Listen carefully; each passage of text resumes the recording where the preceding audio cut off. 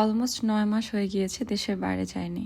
আর অনেক দিন ধরে দেশের বাইরে না গেলে কেমন যেতে মনটা ছটপট করে। আর সেজন্যই আজকে চলে যাচ্ছি মালয়েশিয়াতে। আর মালয়েশিয়াতে আমি কিভাবে গেলাম, কোন হোটেলে নাকি অ্যাপার্টমেন্টে নাকি ফ্ল্যাটে উঠলাম, আর সেগুলো নিয়ে থাকছে আজকের পুরো video. Don't skip the video. আসসালামু আলাইকুম, সবাই কেমন আছেন? আশা করি ভালো আছেন। আলহামদুলিল্লাহ আমি অনেক ভালো আছি আপনাদের দোয়াতে। চলে যাচ্ছি এয়ারপোর্টে। ফ্লাইট ছিল 7টায়, বের হয়ে গিয়েছি 4টায়। আমার কাজিন মানে আমার ফুফাতো ভাই আমাকে নামিয়ে দিতে যাচ্ছে, যে আমার সাথে ঢাকা বাসায় থাকে। আমাদের বাংলাদেশের এয়ারপোর্টে তো বরাবরই অনেক বড় লাইন থাকে এবং অনেক রাশ থাকে, তো এই জন্য আমি লাইন মেনটেন করে ভিতরে চলে যাচ্ছি। আর ভিতরে চলে যাওয়ার পরে খুব তাড়াতাড়ি আমার বোর্ডিং পাস আর ইমিগ্রেশন হয়ে গিয়েছে আলহামদুলিল্লাহ। এরপরে আমি সিটি ব্যাংকের একটা লাউঞ্জে এসেছি। যেহেতু আমার ফ্লাইটের 1.5 আওয়ারের মতো টাইম আছে, সেজন্যই আমি এই লাউঞ্জে চলে এসেছি। এখানে হালকা পাতলা কিছু খেয়ে ফেলবো। 7টার সময় ফ্লাইট হলে আমি নামবো 4 থেকে 4.5 ঘন্টা পরে। তেমন একটা সময় না, বাট এয়ারে 4 ঘন্টা মানে আমার কাছে অনেক সময়। আর সেজন্যই আমি কিছু খেয়ে নিচ্ছি। যদিও এয়ারে খাবার দিবে, তারপরেও কিছু খেয়ে ফেলি, কারণ এয়ারের খাবার সবসময় ভালো হয় না।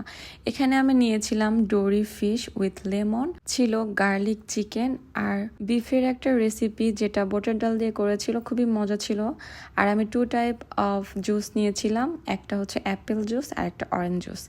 আর সবকিছু খাওয়ার পরে একটু ফ্রুটস খেয়ে নিচ্ছিলাম, একটু ডেজার্টও খেয়ে ফেলেছি। খাওয়া শেষ হওয়ার আগে অ্যানাউন্স করলো, তো আমি তাড়াহুড়ো করে খেয়ে তারপরে বের হয়ে গেলাম, কারণ আমার ফ্লাইটের টাইম হয়ে গিয়েছে। এখন চলে যাচ্ছি আমি আমার এয়ারবাসের কাছে, যেখানে আমাদের একটা মাইক্রো দিয়ে নিয়ে যাচ্ছিল। আজকে আমি ফ্লাই করব বিমান বাংলাদেশ এয়ারলাইন্সের সাথে।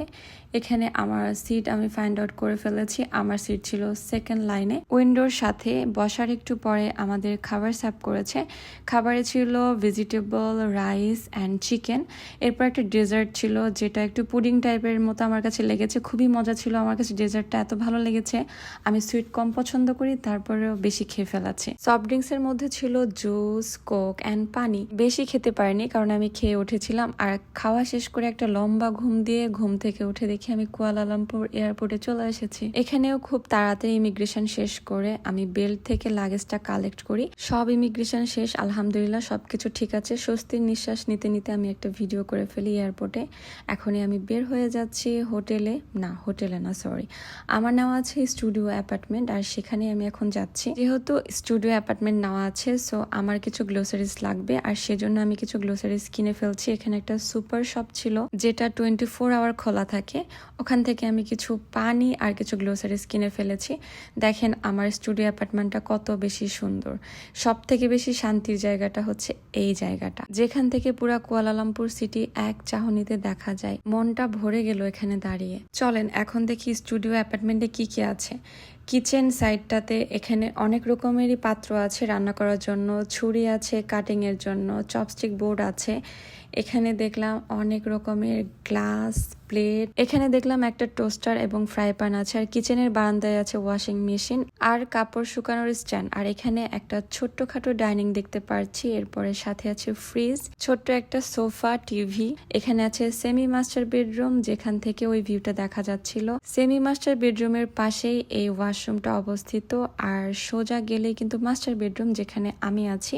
এই যে এটা হচ্ছে আমার লাগেজ। এখানে একটা আলমারি আছে, ছোট্ট একটা মিরর আছে, পাশে একটা ছোট টেবিল আছে। আর আমার বেড থেকেও কিন্তু পুরা সিটি দেখা যায়। এই গ্লাসটা দেখছিলেন না, এই গ্লাস থেকে পুরা সিটিতে দেখা যায়। আমি আবার লাইটটা অফ করে দেখানোর চেষ্টা করছিলাম। মালয়েশিয়ার টাইমে এখন বাজে ভোর 4:30, বাট লাইট গুলো দেখে মনে হচ্ছে এখন বাজে সন্ধ্যা 7টা বা 8টা। আমার বেডের সাথে একটা ওয়াশরুম অ্যাটাচ করা আছে। তো এই 6 দিনের জন্য আমি এই স্টুডিও অ্যাপার্টমেন্টে থাকবো। যদিও একটা রুম আমার লাগছে না, কিন্তু বড় একটা ফ্ল্যাটে থাকতে কার না ভালো লাগে বলেন। আজকে এই পর্যন্ত, দেখা হবে মালয়েশিয়ার নতুন কোনো ভিডিওতে। সেই পর্যন্ত সবাই ভালো থাকবেন। আল্লাহ হাফিজ।